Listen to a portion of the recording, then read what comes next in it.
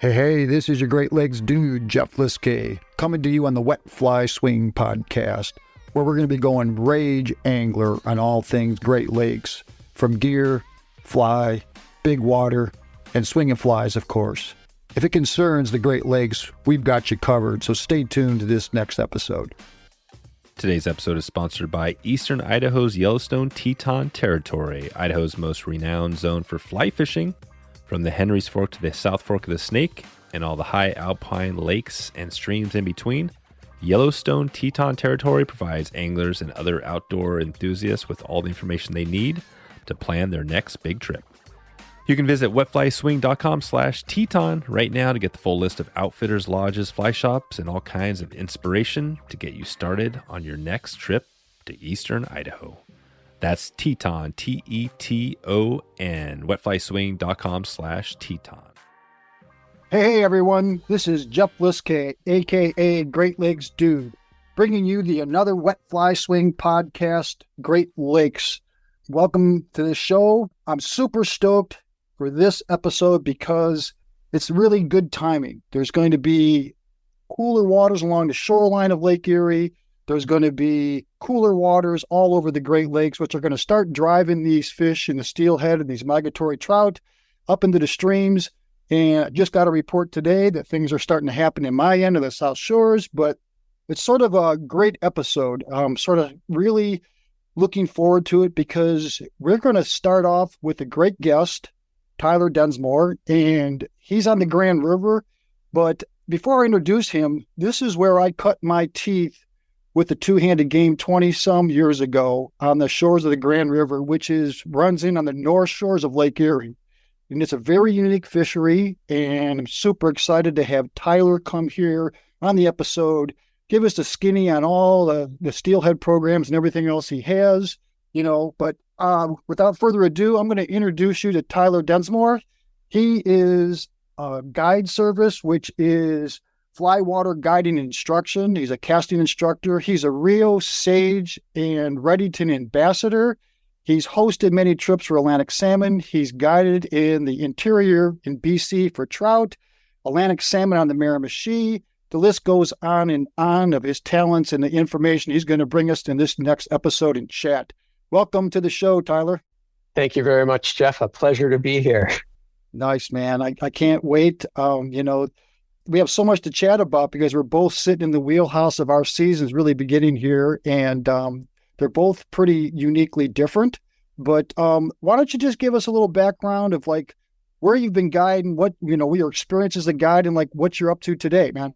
Yeah. Okay. Well, I guess a little introduction, and a little past background to, quickly summarize it without going into too much detail. I cut my teeth growing up here in Ontario and Canada, fishing for smallmouth bass and all that type of thing, and small streams for brook trout, and slowly transitioned from, learning on a spinning rod and dunking worms to a fly rod through my teenage years. And eventually, I guess to jump ahead a little bit, ended up out in Vancouver Island, where I had my first ever fly fishing guiding gig. And I did a couple coastal stuff along Vancouver Island for sea run cutthroat and coho and that type of thing. And at the time out there, I was working as a scuba diver on some fish farms, a maintenance crew. And then the idea was, fly fishing guide, this is awesome. And my wife and I went through all the magazines, it's a little pre-internet, and put this resume package and fired it out to all these places. And we got hired by Keith Wilson at Wilson Sporting Camps on the Miramichi. So we were right in Tofino, British Columbia, on the furthest west you can go in Canada. And we packed up our little Toyota Tercel and headed for the East Coast. And that's sort of where it all began, which was pretty amazing. And I don't think at the time I really knew what I was getting into, because, this is a, fabled Atlantic salmon river, right? And all these old time guides. And here I show up out there 23 years old and all ready to go, right? And I never swung a fly for a salmon or anything. And, but they threw me right in, and I had to learn quick. And, luckily the guides out there brought me along, and I'll tell you, what a way to get educated. I'll tell you, it was perfect. So amazing. And from there, I mean, we made contacts in Patagonia, back to BC in the interior to do some guiding there at various lodges, and ended up in Patagonia on the Futaleufú River guiding. And I mean, all these adventures, and spent some time in Tierra del Fuego up in the north of Argentina, chasing golden dorado. And at the time, these fisheries were sort of being discovered, and it was quite an adventure. I slept in some scary places. Yeah. And, saw a lot of police officers toting AK-47s and all kinds of stuff. And, I had no idea what kind of situations I was getting myself into, but, it was fantastic. So long story short, ended up back in Ontario and set up here on the Grand River, and, the rest is kind of history. So. Wow, man. I would have hired you when I heard Toyota Tercel. Yeah. It's the theory linkage that always locked up. That was the sort of, the starting system, but that's awesome, man. Yeah, it's cool. So the big adventure, and you decided not to be the vagabond fishing guide and just raise the family and stay on the Grand River. Is that where you're born and raised in that area? Just like back to your home roots, or just where you ended up? Yeah. I mean, I was born in Ontario, and then was fortunate, obviously, to meet my beautiful wife, Krista, and we both had that sense of adventure, which took us to BC. And then it just snowballed once we got into the fly fishing industry, sort of full time there for I think it was about 7 years. We were doing that full time, just working as a host couple or guiding at these lodges back and forth between the South and Northern Hemisphere, and, forgoing the Canadian winters, which was really nice. But when family became part of that picture, we settled back in Ontario, had kids, got the house, got the mortgage, and the fly fishing thing kind of fell away for a bit. I had other responsibilities, right? And had to, get what you'd call your regular day job to pay the bills and get some money saved for the kids' education. But, as the kids got older and I ended up moving into this Paris area along the Grand River, I got things fired back up and purchased a drift boat. And for a long time, I operated on a sort of a seasonal basis and did as much as I could when I could. But in the last, just before COVID, I was starting to really ramp things up, got a different boat, had another guide with me. And actually, in more recent history, I am now 100% all in. And I've been able to sort of sell the house and sort of push all the chips in and go guiding full time. So yeah, that's awesome, man. Just right into the 2-foot head first, like all of us. That's it. Yeah. Yeah. So it was the dream, man. I've been working towards it for years. Right. So yeah. Let's circle back. So I don't think all the listeners might quite know where you're located.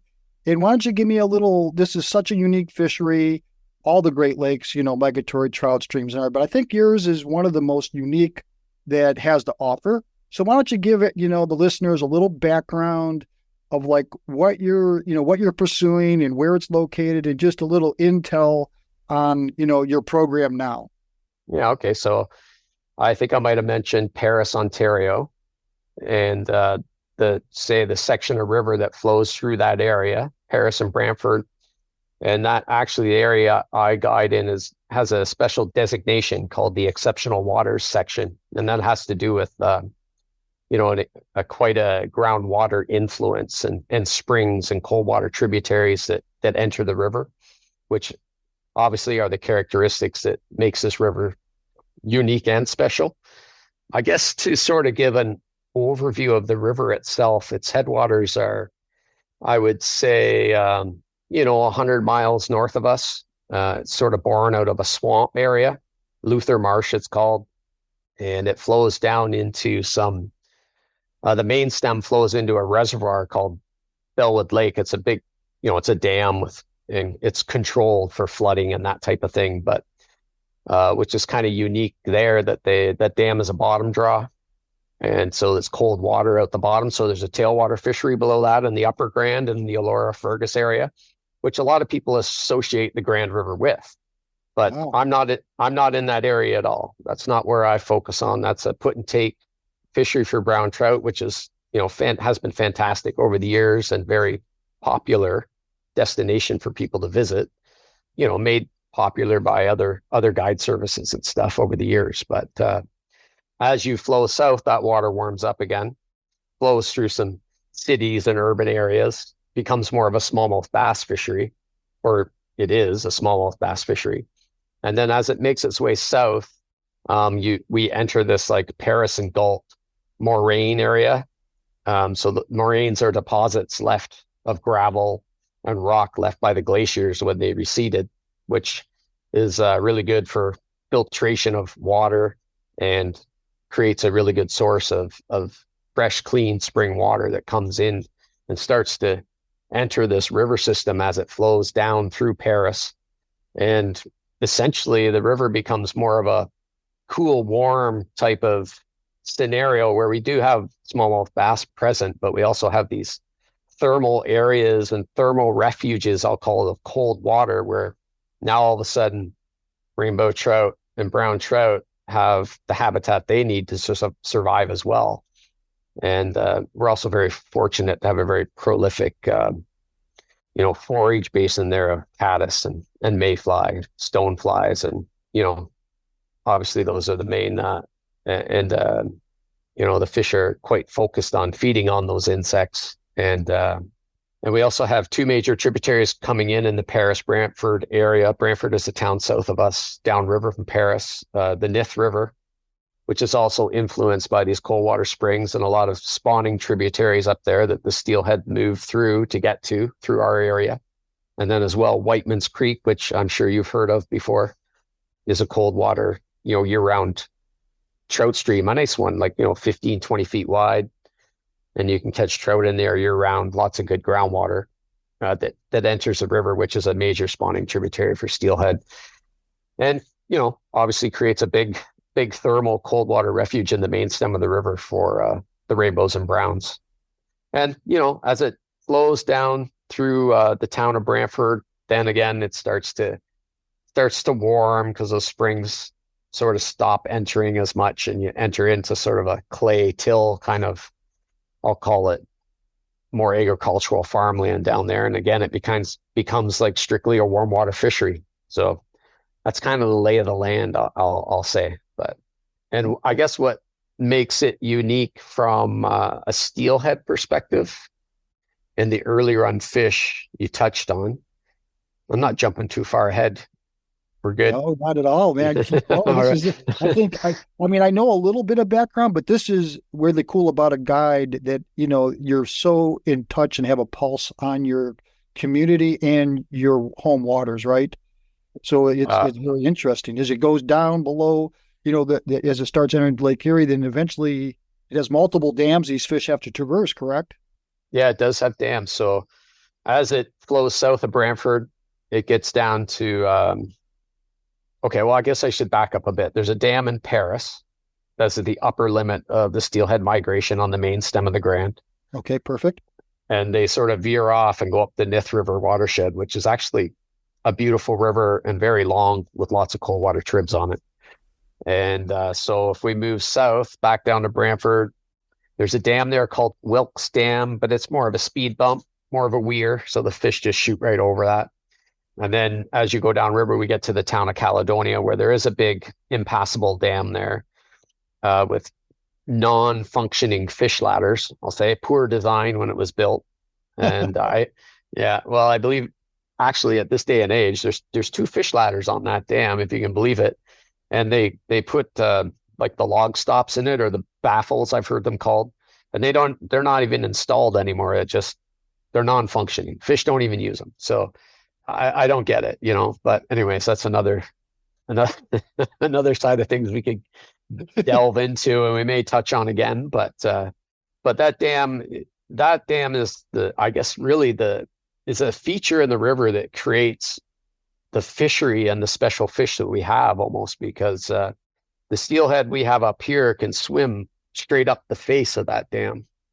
And it's about a 10 or 12 foot slope, but the pitch on the concrete is steep enough then when that water comes over, there's no airspace behind it like you might see on another dam. So that water kind of sticks to that concrete. So a good, strong, big steelhead comes up to that and he just swims straight up the face of the dam, which is, I think, pretty special in a lot of ways that they're able to do that. And as you go further south, you get down into Dunbold. There's another weir that doesn't stop them really up. And then you're into Lake Erie. And so circling back to the Caledonia Dam, I guess is really we got the cold water up here, and then we have this feature of this Caledonia Dam, which steelhead traditionally, let's just say, you and I both know the Great Lakes is kind of a melting pot of fish stocking and invasive species and all these things, which in some cases create wonderful fisheries for us, but also it's also creates inferior strains, I'm going to say, of naturalized steelhead in some cases, because there's mixing of genes and spawning that goes on in a lot of tributaries that both wild and stocked fish can access, right? Well, the Caledonia Dam kind of sorts these fish out. So the weak ones don't get over, the strong ones do.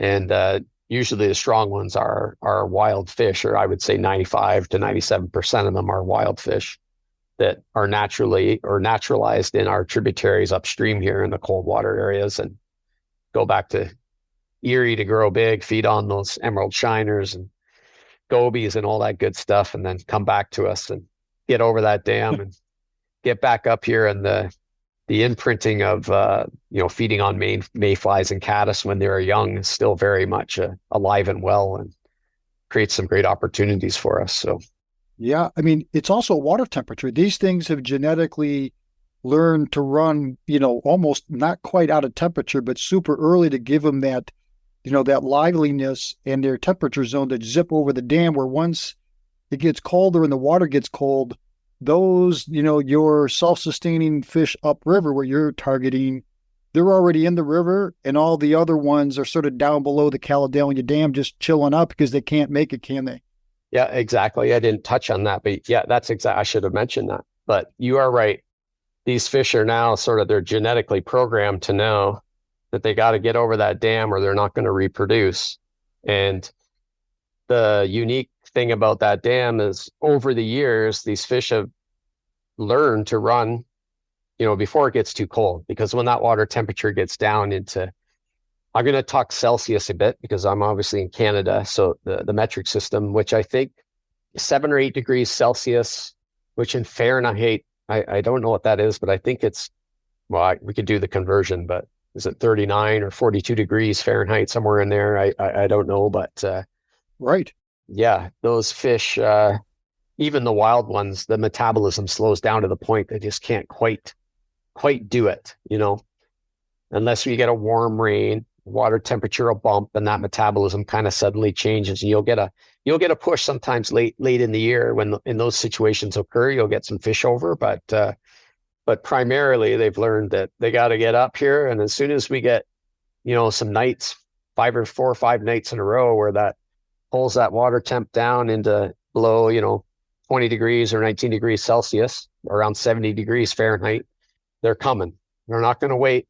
And they got to get up here, and that could be the middle of August, could be the middle of September, on a hot year, maybe that's the 1st October, but they're getting up here before mid-November or they're not going to reproduce, right? So, well, I think that's what's, moving on to the episode. I think once we get into it, what makes these fish so special, right? And we'll start to get into that. Like, people will be like super, like crazy, unbelievable what you have going compared to most of the other Great Lakes streams. But, I think we can dig back into the warm water part of it.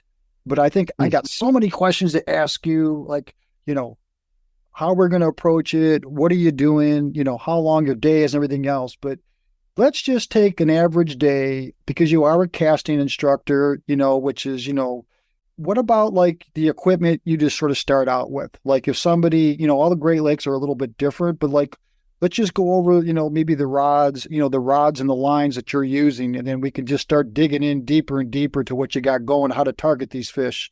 Well, I mean, there's a lot of variability in that, I guess, depending on skill level that's coming out for the day. But if, let's just say we have an average angler has some experience under their belt and can cast a spey rod with some, relatively good proficiency. I'm always working on the casting. I believe that educational part of a day is super important. You gotta send somebody away and give them something, right? Like they got to learn something from the day. So, that's just kind of integrated throughout a day on the water with me, I would say. And so I would say my preferred setup here on the rivers would be about a 12'6" spey rod in a 7-weight. 13'7" great. A 6-weight in that 12-foot range is good. Rigged up with, I guess if I had my preference, I would use an integrated running line with a Scandinavian head, in that, whatever it may be, 31, 33 feet long. So nothing crazy. I don't get into the traditional lines or long bellies too much. There's a practicality to be able to switch tips and go from floating to sinking and all that kind of stuff. And unless I have someone who truly wants, that's the way they fish and they want to do it, and I can adjust the day to suit that, but set them up in the runs accordingly. But I would use a Scandi line, and we use a lot of straight floating and intermediate tips. And the heaviest tip I would ever put on would be about a Sink 3, 3 inches per second, 3 to 4, and that you're getting into November, and you may be fishing in high water conditions at that point, high dirty water. You just want to get down into that zone a bit, right? So the fish knows the fly's there, let's just say, but you still cover them water, and I love that traditional swung fly. I really don't do anything else. Wet fly swing, I mean, that's kind of suits what I do in a day. I'm not nymphing for steelhead. I'm not drifting yarn flies or anything like that. I kind of like to think that my specialty over the years is swinging flies in Ontario for steelhead. And the Grand River is the absolute picture perfect river to do that. I have often compared it to the Miramichi or the Bulkley meet in the middle. And you've got the Grand River. You have these beautiful glides and riffles and wide runs that you can cast a line out over and swing a fly. And it's a beautiful thing as far as I'm concerned. But getting back to the day and the setups. So Scandi, I'll use a 12-foot Rio tapered steelhead leader down to maybe 10, 12 pound test. And then your fly. And early season, like September, October, if we're fortunate to have enough to have fish in the river in September, if we've had the favorable temperatures. Like today, I was out and swung a fly, and I fished a number 6 brown buckbug for steelhead. So on a straight floating line. Okay. You got the listeners' attention right now, because this is one of the things now. If you might have fell asleep or whatever, you might want to pay attention, because this is one of the only rivers that I know that consistently you can fish a floating line and have fish come to the surface, or just a standard iron traditional wet fly. So go ahead. Sorry, I just had you got me stoked already, right?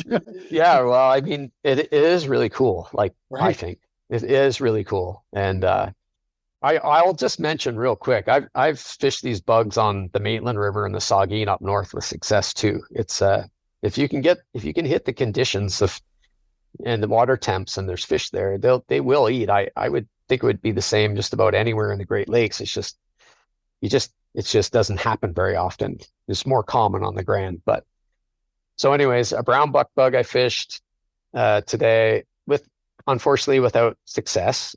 I mean, it was a successful morning. It was beautiful. The river looked amazing. Of course, on my way back home, I took a little walk up Whitemans Creek just to confirm that I wasn't fishing to nothing. And of course, I saw fresh steelhead lying in a couple of the lower pools there. So, fish came through that night, and they were there. I just didn't get fortunate enough to get over one. But I love buckbugs. Fantastic flies. Fished them on the Miramichi.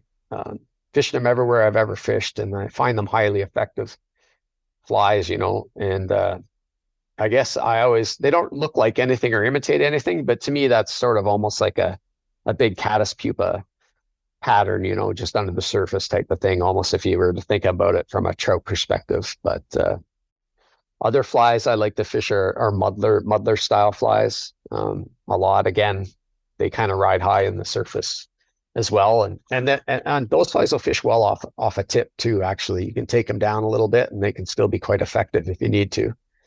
And of course, your traditional hobo spays and that type of thing are highly effective as well.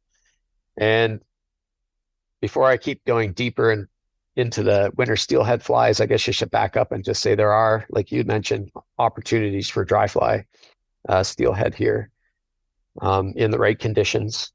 You're willing to sort of put your time in and work the water, you can make it happen. So it's very unique that way. So Stonefly Nets is always focused on quality over quantity, and right now you can find out what a high-quality handcrafted net is all about. Ethan runs his shop in the Ozarks and handcrafts some of the sweetest wood landing nets you'll see on the market. I've been using the Stonefly nets for quite some time now, and every time I land a fish, I find myself enjoying the net as much as I enjoy looking at that fish. You can select from 4 sizes and many different options, including choosing the handle, the loop, and the different types of burls that you put in there. For Ethan, fly fishing has always been a great memory that was created on a morning. He was casting that 3-weight bamboo rod that was passed down for generations. And Ethan is right now helping us create these same lasting memories every time we're on the water. Check out these custom classic wood nets right now if you head over to wetflyswing.com/stonefly. That's wetflyswing.com/stonefly, STONEFLY, to get started right now. Okay, back to the show.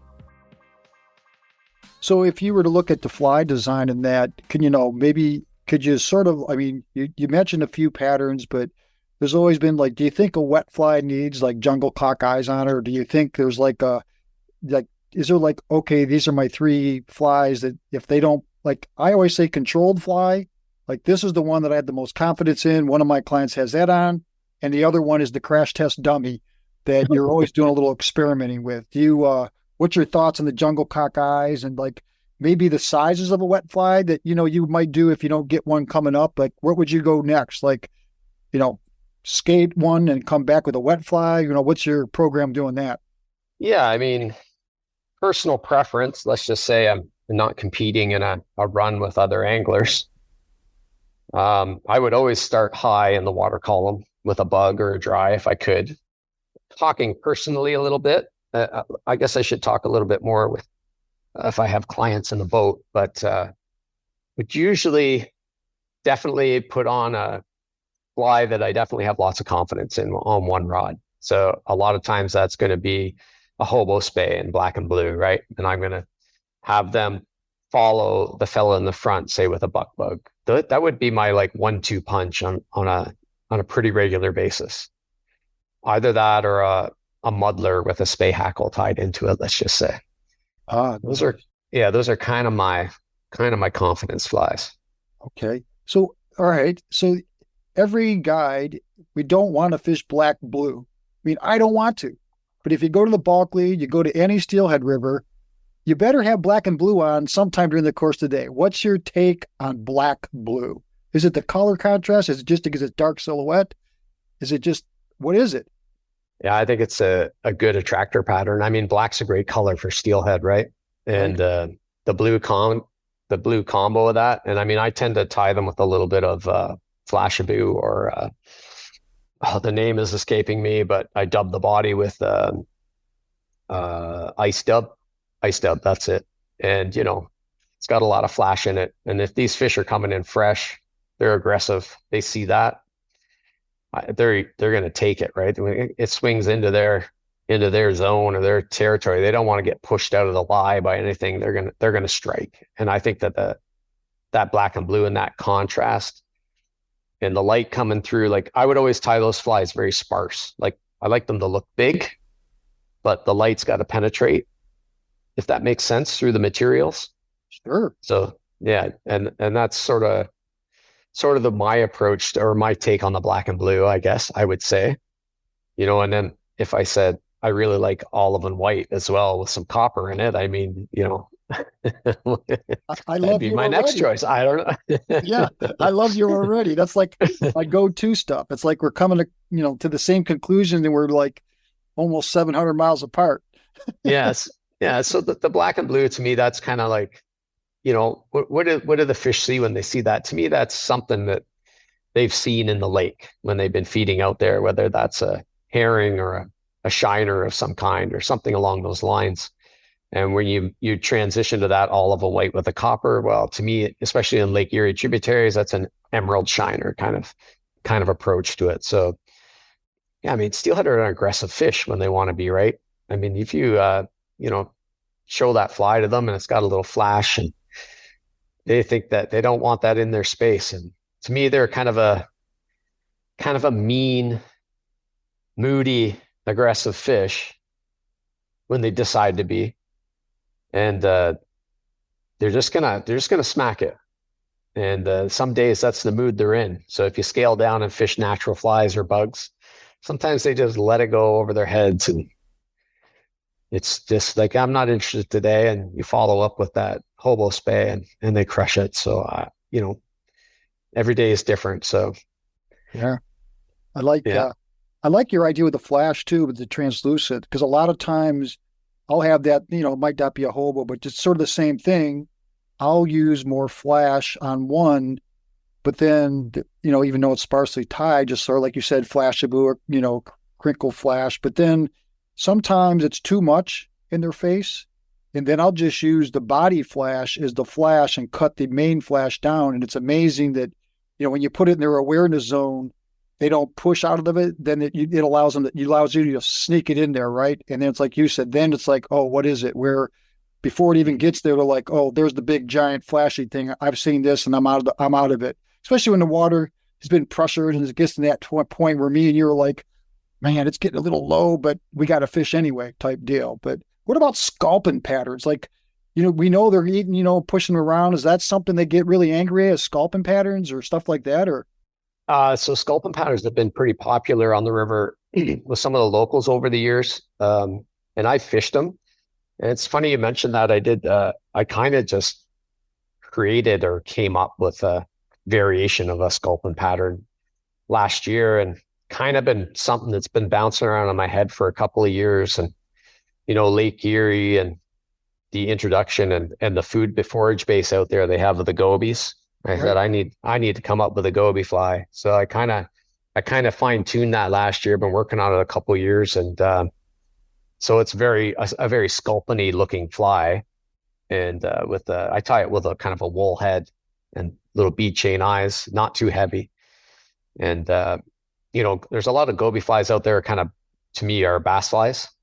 So the challenge was to take a goby idea in my head and turn it into a steelhead pattern somehow and not make it look like a bass fly. So the introduction of a little bunny strip and a spay hackle in there and a little bit of flash, and I was off to the races. And a highly effective fly late fall in the Grand River last year for me, actually. So it's been tested. There's multiples in my box now, and they're ready to fish this year. So awesome. Yep. A lot of times I do this too. Is it later in the season? I'll start playing around with it because they've seen everything. Especially you, those fish have probably seen some multiple flies or whatever. But yeah, okay, let's dig in a little bit. You talked a little bit about how you work on their casting skills, and then you make the trip successful for them, because a lot of times, you're dealing with somebody who might not get the distance you want and stuff like that.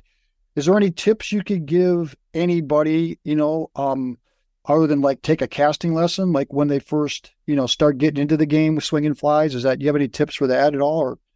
Well, it never hurts to take a casting lesson before you jump right in and go steelhead fishing. I mean, that's a pretty big leap of faith, in my opinion. So, having a little experience under your belt goes a long ways.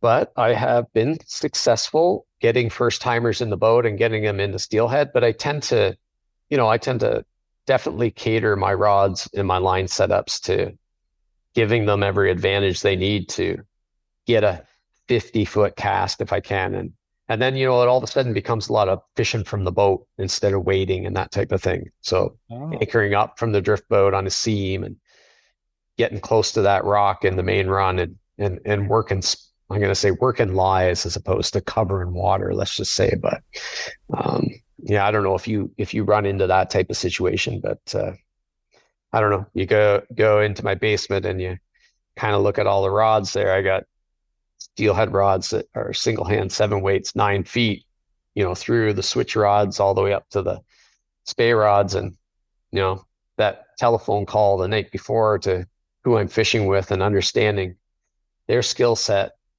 what they want to get out of the day, what's your goal for the day? Do you really want to swing a fly up on a buck bug on a Scandi line? And if so, like, are you going to be able to achieve that? Are you skilled enough to do that?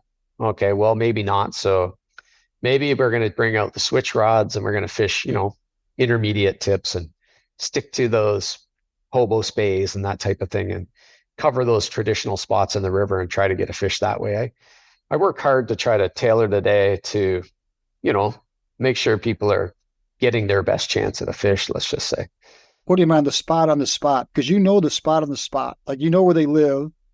And then sometimes, if it's a casting distance thing or whatever, it's pretty cool to hear that you can walk in, wade, or actually fish from the boat, which makes it a huge success for, an angler when sometimes even a best skilled angler can't get out to that, that sweet spot, right? So you do have to fish from the boat, which is pretty cool that you do that. And then when you do that, if you have 2 anglers, do you do like they do up in Michigan, a dual rod swinging or do you just have one client while the other client sits down, or how do you work from the boat like that? Take turns, or how do you do that? I do a lot of taking turns. Okay. It depends on the anglers. I do have, there's a lot of variables in that, but I do, depending on the spot, sometimes I can fish 2, anchor up right in the middle of the run, get the dual casting going. There's a certain skill set our anglers need to be able to do that and keep an eye out for each other. That definitely happens. I do like to drop an angler and wade an angler and then fish one from the boat. I do that a lot. Sweet. Because often you have a person who has some proficiency, who's, bringing a friend along and wants to get them out and introduce them. And the day lends itself to me working a little more with someone like that and setting the other person a little bit more free to do their thing. Right. So I don't know about you, but I find it's an adjustment every day and you just got to be ready for it. The best anglers around are the ones that can adapt the fastest during the course of the day. Yeah. Right? Yeah. Well, yeah, exactly. Steelhead aren't really hard to catch. They're just hard to find. Right. Well, this is the trick here. For sure. I would describe the Grand River as like a steelhead highway, right? With its spawning tributaries entering it. So we don't have any real minimal spawning in the main stem at all. So they're just passing through, right? They're here for a good time, but not a long time, let's just say. So, one day, one day I caught a few fish in one spot, the next day they're gone. So, like the Stina, right? Yeah, exactly. So the day for me is it's a searching pattern to a degree. Obviously there's lies and spots that are known holding spots for these fish, but because it's a super highway, they're not always there. You know what I mean? So it's I sort of visualize I'm starting upriver and the steelhead are starting downriver, and at some point through the day we're going to intersect. It's inevitable. It's going to happen. And that's when we get our fish. And of course, it's not like that every day, but there's going to be fresh fish moving through, as well as some fish are hanging around. And it's that fresh pod that I'm always hoping to intersect, right? They're the ones that are most aggressive on the fly and are willing to take it. So, as this water is sort of like right on the verge of being out of temperature until they get to that somewhere near those cool sanctuaries, do you find yourself fishing like the heads of the run in really fast water because these fish are like moving through the elevator pools and need it? And then as they get closer to the cooler water, then they can settle into the more traditional areas? Or is that your program? Or do you just have to fish no stone unturned and then just roll with the program until you put that pattern together for the day? Well, both, let's just Okay. say. Yeah, I mean, there's those spots. Well, temperature will dictate that, but I mean, if I'm on the edge of temperature, safe temperature, let's call it, and those fish are following those springs and hunkering in there, that's not really a day I should be out there targeting steelhead. I mean, the main river's too warm in that case. Gotcha. You know, if I hook them, I pull them out, the fish is going to be played out and probably going to die. So I wouldn't fish in those conditions. So, I mean, traditionally my guide, because of that, guide season really picks up in the first week, October, second week, October, right? And goes like a solid 4 to 6 weeks. I mean, I think it's about a 6-week primetime season here. Okay. It varies from year to year, but this year we're very fortunate. We've had our water temperatures are holding around 66 degrees and have been for a solid 2 weeks. So I've, been able to get out and fish and not have to worry about that. Where other years they'll come on cool nights, 3 or 4 nights in a row, they'll come up and get up here, but all of a sudden water temps, that weather warms up, they hunker into the springs, or try to scoot up those tribs. And I'm not fishing when it's like that. That's not beneficial to the fish or our fishery. So yeah, sounds like a great program. I think all good guides, we all live by that motto, right? There's a time that we want to get a paycheck, but there's a time that we, that our home waters are more important. But that's pretty cool. But yeah, thanks. So what do you so like on an average day? I mean, I just got back from British Columbia. Those numbers are low. Ooh. Like on an expectation for encounters, would it be like one every 3 days, or is it like one encounter a day, or is it one a week, or like what is the fisheries like expectations if you fishing there? Oh, that's a great question. I mean, last year it was fantastic, and if I said, we were encountering, up to three to 4 fish a day, Holy mackerel! That was really good fishing, Right? and we had a good return of fish, and we had low water. So the super highway you weren't able to travel quite as fast as you would have liked. The fish were getting stopped up and sitting in the buckets. And actually, by the end of the season, I was starting to feel pretty guilty because once we got it sorted out, you just knew they were there. And I mean, I think there was a few fish that were caught more than once at that point. So it was really good. I mean, really good fishing, and the fish got pressured they got beat up a bit. So I would say so, but I mean, it is what it is. Those are the conditions we were faced with. And once we had that low water sorted out, which was the lowest I'd ever seen as a guide on the river. So it was down to 14 cubic meters per second. And today I fished it at 29. Well, traditionally speaking, 29, 35, 40, that's kind of like an average fall flow on this river. And it's very fishable at all those. But when you get down to 14, that's below like low summer flows, which should be around 18 to 23 cubic meters per second.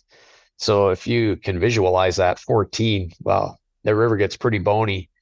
And those buckets where those fish like to lie in those deep spots of the pools, well, they were piled up in there pretty good. And, they're jockeying for position and trying to get the best lie. And you just put a fly over there, they're pretty agitated, and they're going to come to it. So, I mean, it was good. Oh, well, it's really good because it's there's no pressure of like, because the report card of a guy's like, we sort of supposed to catch the client of fish, but, maybe this year, but I'd say, or let's just say maybe one encounter a day. I mean, that's what I really look for. When I'm swinging a fly, I get one encounter a day. Probably closer to maybe 1 to 3. And if we get 1 to the boat, that's a good day. That's sort of in my fishery. What I'm looking for? 100%. That, okay. Yeah, I didn't mean to oversell there or anything. I was just describing last year's fishing. I know, but hey, I've had those days where it's like, okay, I can do no wrong and no one can do no wrong for weeks on end, but we do. British Columbia was super tough. You get maybe an encounter a day, but you can go really days in a row without even having an encounter. But so you mentioned that stream, the cubic feet per second. You mentioned that's a pretty big window. So it doesn't seem like the Grand blows out as bad as some of like the South Shore rivers of mine. If it looks like rain, they blow out. Like the cat and all the rest of them and the grand on my end, they just blow out. So it seems like it can handle a lot more water, huh? It does a pretty good job, I would say. Yes. Okay. The biggest problem I think with the rains is it'll bump, right? It's the street wash from the towns and the cities, it'll come in, it'll bump the river, depending on how much rain you got, and then she'll settle again back where she needs to be. And those little bumps are actually kind of good. That's what keeps drawing fish in, right? But if we get a big rain, let's just say some years, and it starts to fill up the reservoir at Bellwood Lake, let's just say, you get those and they decide they got to open up those gates and let some water out. Well, and you're dead in the water sometimes for a week and a half, right? I mean, it's kind of done. But and the problem in the Grand, it is such a big watershed that if you do get a wet year or a wet season, it can. I've seen the river blow up for 4 weeks straight. I believe it. Kind of, yeah, and it'll write it off almost, but that's not the norm. I mean, those flood control dams actually, because it's almost like a tailwater fishery. There's 3 of those dams up there on different tributaries. So it maintains a nice base flow, generally speaking, at all times down in this area, which is great for the fish and the fishery and the ability for those fish to migrate up the river. And they'll hold a little water back up there. We get a little street wash from the towns, and the Nith River can the Nith's a big trib that goes up and it drains some farmland up there. And if they get a lot of rain up on that branch, it can kind of blow us out for a day or two, sends a lot of mud down the river. I mean, it's not great, but usually that river will come around in 24 to 48 hours and settle down. And some of the best fishing I've had over the years at times is, after those rains, right? And that river pops, starts to settle, starts to clear. Those fish, a fresh pot of fish have come up from Lake Erie and they're settling in. And, there's a little color in the water. They're feeling pretty secure. Water's up a bit. So we start targeting the edges a little more and fishing the soft edges. And there we are. We're into the fish. So again, adjust. So that sounds like that's the perfect window like I have. So is it your visibility would be, could you see your boots in deep water? Like, what is the visibility? Like, what are you looking for? I always prefer clear water. Okay.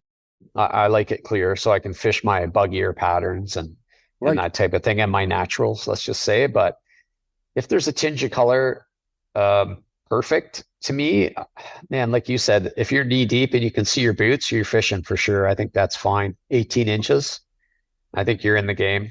Something that's kind of unique, I guess, since we're talking about clarity, one thing that's kind of cool in our river that over the years I've sort of developed, it's theory, I believe it's truth, but with the spring water entering the river, that's coming out of the ground clear, right?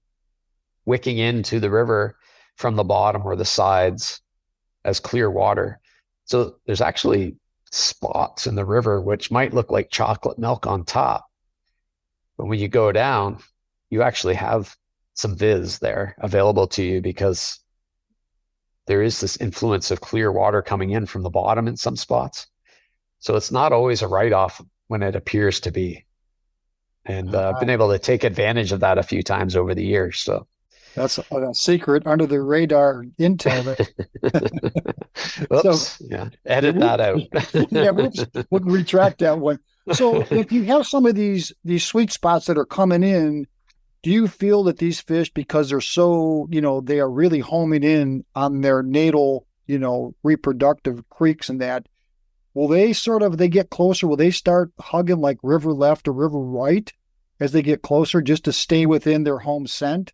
Like I know a lot of times, like if I'm fishing on the Skeena or whatever, that these fish will stay on river right, river left once they start getting that little scent of home.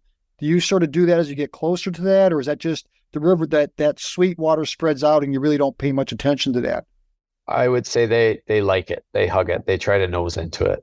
Okay. Yeah, for sure. I mean, it's not standard, but I think that definitely happens for sure. Today's episode is sponsored by Jackson Hole Fly Company. They've been designing and manufacturing fly fishing equipment and flies since 1978 in their home base in Wyoming. In 2020, they launched jhflyco.com and started selling gear directly online to anglers all over the country. You can go ahead and right now check out their huge selection of rods, reels, fly lines, tools, accessory. And right now, if you go to jhflyco.com/swing, you can get 25% off your first order. Just like Amazon, they'll ship everything directly to your door, saving you time and money. But unlike Amazon, you'll be supporting a great fly shop and this podcast by simply grabbing a few products, maybe just a couple of flies. Check it out. There we go. Get free shipping right now. All orders over $50 and get that 25% off your first order. jhflyco.com/swing. Okay, back to the show. So let's just talk a little bit about your progression, because I get a lot of times, depending on water clarity and the fish and that, because you have this unique strain of fish that is pretty aggressive and you're fishing at their optimum water temperature. Like, how long do you fish a run? Like, do you go through with like a surface pattern with a wet fly, then come through with a tip? Or do you just sort of, mow through the water just looking for the aggressive fish? Or what's your pace when you're working down the river? Because I know you got some miles to cover, but, what's your game plan when it comes down to that? Because that's a pretty big, nugget that everybody wants to hear. Yeah, I think, that's kind of a tough one, because if I do the drift, my traditional drift down the river, which I do like to drift because I do like to cover water. I like to search them out. I like to, hit as many spots as I can. And once I find them, I'll slow down, let's just say. But I would say my approach to let's just say a run that we're going to fish, it would be 2 passes, or I guess if you have 2 anglers, so 1 and 2, if I don't get a bump or a touch or a sniff, and I've got my setup with my 2 confidence flies, I may circle back to let's just say a sweet spot and try it again.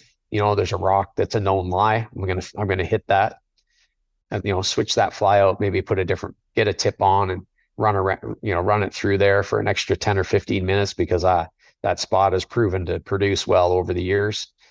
Otherwise, I'm going to pick up and I'm going to move on to the next run and try to find that pod coming up, so that's would be my approach. I don't overfish it. And also, I'm also sharing the river with other anglers that are there. I don't like to get camped out in any one place per se. I like to rest my water. I like to rotate it.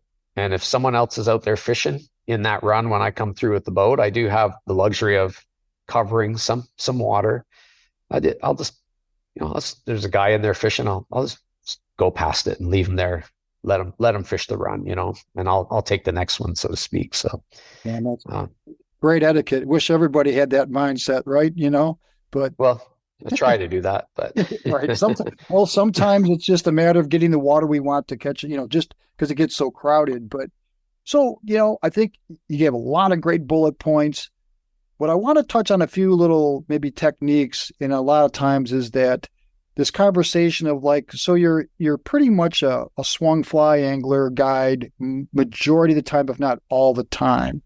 So this goes for you're swinging with the presentation.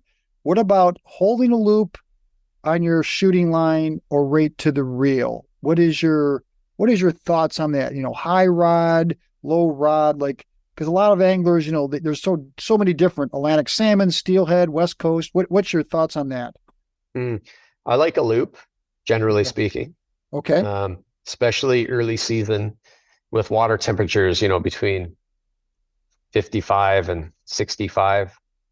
If you don't fish a loop, these fish are breaking you off. I mean, you got to give them that shock absorber and give them a chance to turn on the fly, in my opinion. Okay. And I would say as the season progresses and the water temperatures get lower, my loop gets smaller, let's just say. So I might fish a pretty big loop on my spey rod, like 18-inch or 2-foot loop almost, if you're casting a long line out over a big long run. And let's just say fast to moderate pace of water.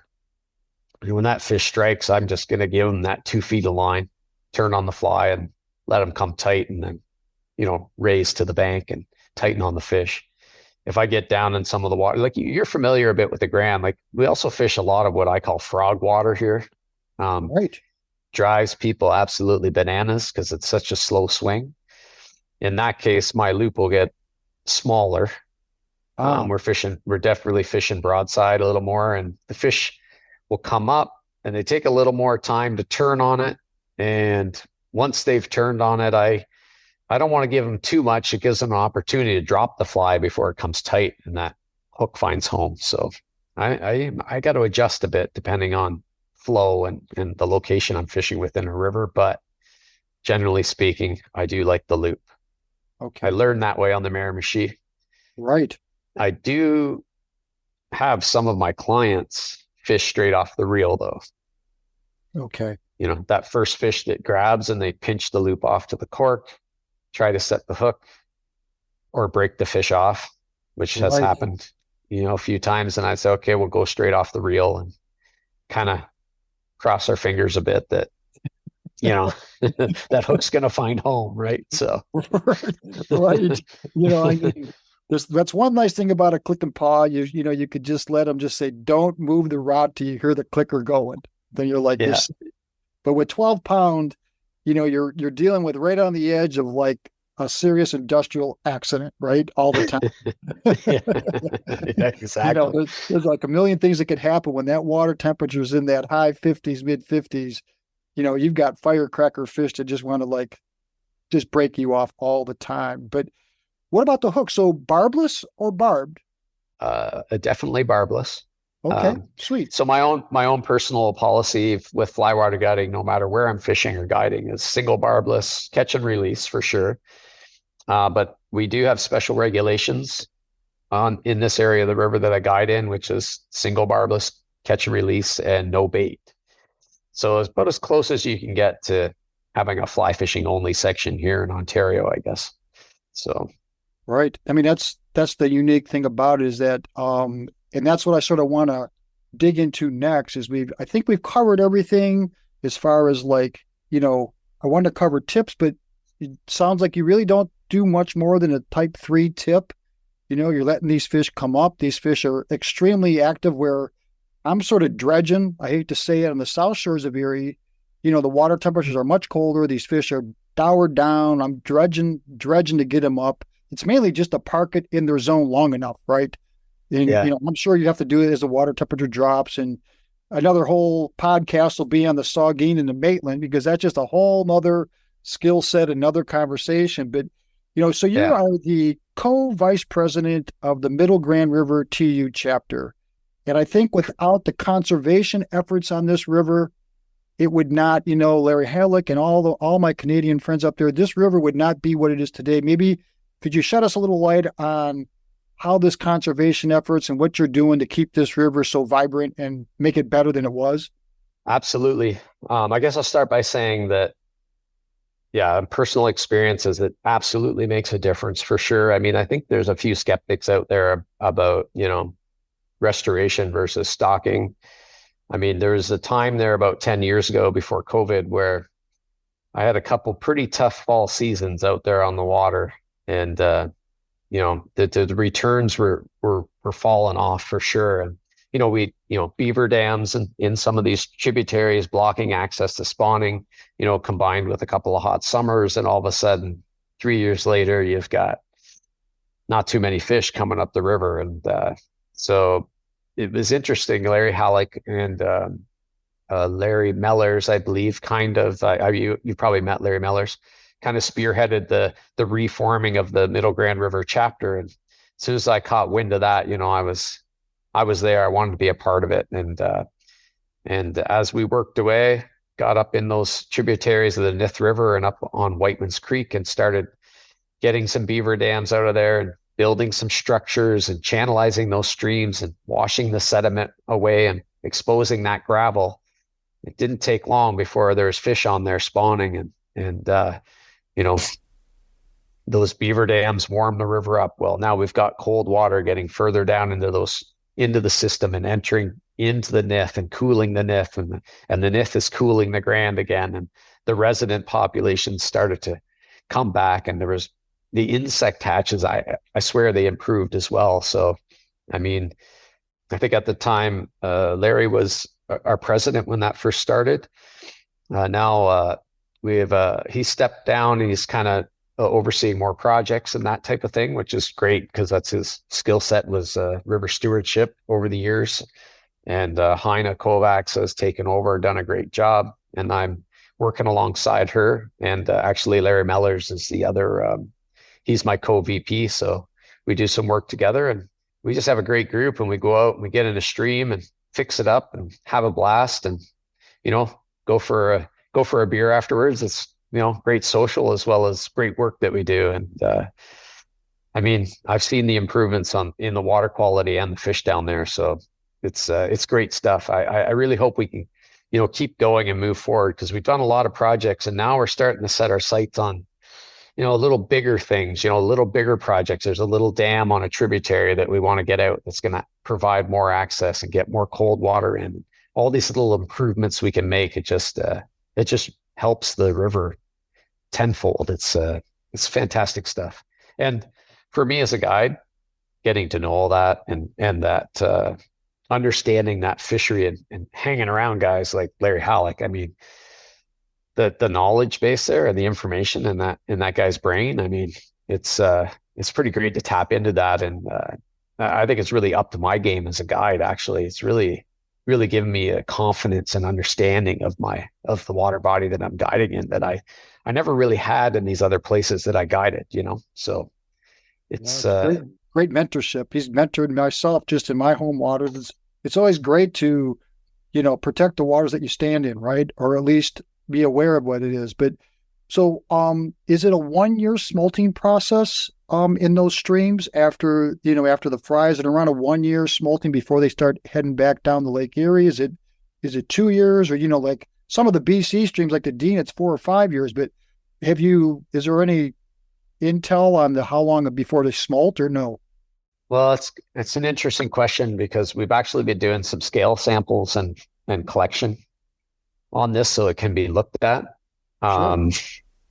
But the resident rainbow trout and the steelhead, there's a lot of mix and matching and crossover going on. So to get back to your question, it's 3 years, I'll say, on an average, I would say. So young of the year, a par for 1 to 2 years, and then they smolt out. So, wow. So that's just them living in the creek, right?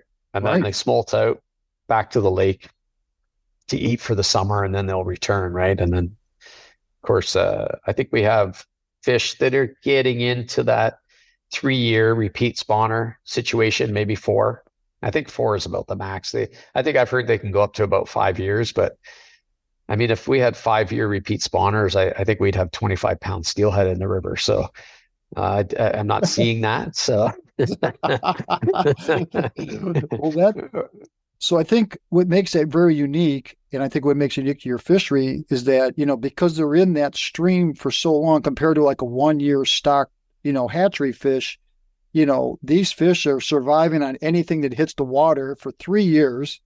Yeah. So when they come back that first year, second year, and maybe the third year, they're more trouty, if that makes sense. Don't you agree? 100%. My steelhead flies over the years and my techniques have become more troutier and troutier as the years go by, especially on low water years. You scale those flies down, and my steelhead spay flies start looking like, wet flies or with a little flash in them almost, and they do become very trouty. It's really cool. It's really cool. I mean, steelhead, but they can be quite trouty. So it's, you hit the nail on the head. So, yeah. It's an awesome fishery, Tyler. Is there anything else you'd like to just add conservation-wise or topic-wise before we wrap up this episode? Or are you all good, or what are you thinking? I mean, what am I thinking? Thank you very much for having me on, first off. Right. Yeah, I mean, I would encourage anyone who loves to swing flies traditionally for steelhead to consider the Grand River, for sure. And, you can come up and kind of bump around on your own in the city of Brantford or Paris and find spots to fish, or give me a shout and I can get you out on the water. Love to see some people from south of the border coming up and enjoy what we have. It'd be my pleasure to host people here. And I mean, I am trying to think if maybe we didn't touch on something. You know, I'll just say it's a special river, holds a special place in my heart. I think it deserves respect. I think most of the locals around here do that. And yeah, I just want to take good care of it and enjoy it. And what can I say? Summer, that sums it up right there, I think. I think you do you respect your river, and I think all the fly fishing community respects you the way you respect it and treat it so cool. So for the listeners, how can they get a hold of you? What's the best way to get a hold of you, get some questions answered, maybe hopefully get a lesson or, you know, a guide trip out of you? What's the or your host trip to Miramichi, Atlantic salmon fishing? What's the best way to get a hold of you and get what you're doing, man? Yeah, you can pop onto my website, www.flywaterguiding.com. My phone number is on there. And I think you can link to Facebook and Instagram through there as well if you want to catch me that way. 226-268-8397. Just give me a shout. Email is probably the best way to get me, though, because, well, we're just entering into the guide season here. And I don't know about you, but I'm not quite sure. I got a pretty full schedule ahead of me. So I'll be pretty much a zombie by the end of November, I think. But that's okay. It's the way. That's what you want. You got to get into the groove and know your river, and that's when you know it best, when you're on there every day. So yeah, isn't that the truth, man? But Tyler, I can't thank you enough for sharing all the info and being so kind and everything else you got going on the river. I want to thank all the listeners. You know, if you have any questions, reach out to Dave or myself. You know, or any other topics you want to cover. But until the next episode, peace out, and thanks for the listen. And thank you, Tyler, again, man. Way cool. Enjoy. My pleasure. Can't wait to see you up here fishing for a day, Jeff, sometime. You too, man. Thanks, Tyler. Yeah, take care. That is a wrap. You can grab all of the show notes at wetflyswing.com. And please follow us on Instagram and share this episode out with someone you love. Please send me an email, dave@wetflyswing.com, if you have any feedback or want us to put together an episode on this podcast for you. Check in anytime. I hope you enjoyed this podcast and would love to meet up with you on the water. We have new fly fishing schools going all year long and all around the country, so if you want to connect, let's do it right now. All right, time to get out of here. I hope you have a great evening. I hope you have a great morning or great afternoon wherever in the world you are. And I appreciate you for stopping by and checking out the show today. We'll talk to you soon.